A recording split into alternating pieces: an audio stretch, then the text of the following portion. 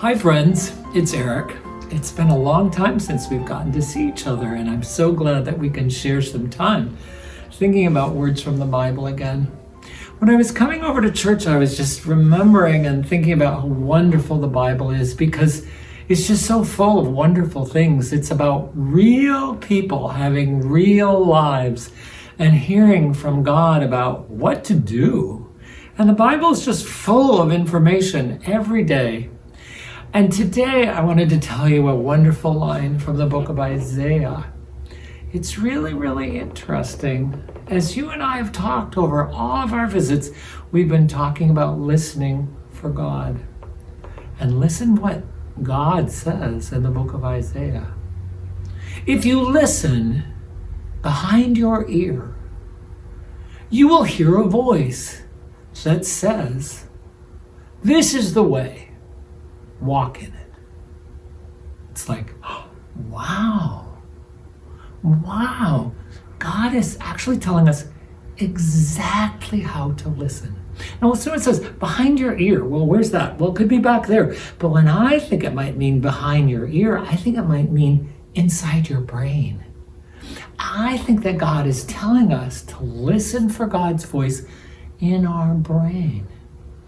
And of course, we don't listen for God like every second, because we know how to do so much. You get up and you know how to put on your socks, and you know how to wash your hands, and you know how to get dressed for school. You don't need any help from God about that. But sometimes something happens that just sort of stops you. Like maybe someone was really mean, or somebody really hurt your feelings, or maybe something that was really important to you sort of got lost. Or maybe you were waiting for your adult to pick you up and they're late. Or maybe you were at the store with them and you were running ahead and all of a sudden you didn't quite know where your adult was.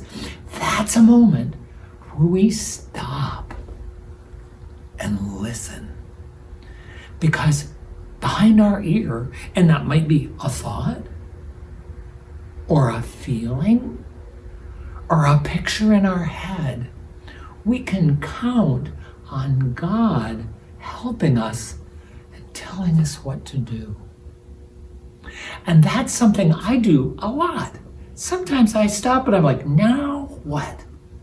And then I get a feeling or a thought or an idea or even hear a little voice, and I know what my next step will be. So I hope that you'll talk with your family and your friends about how it is they listen for what God tells them and what they've learned from God telling them. And I really hope that you will share what you heard in your conversations with us at church.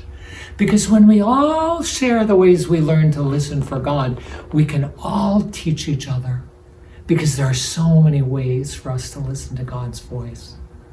We are all looking forward to hearing from you and from each other. And remember, we haven't said it for a while, but God loves you and everyone, every minute. I'll see you next time.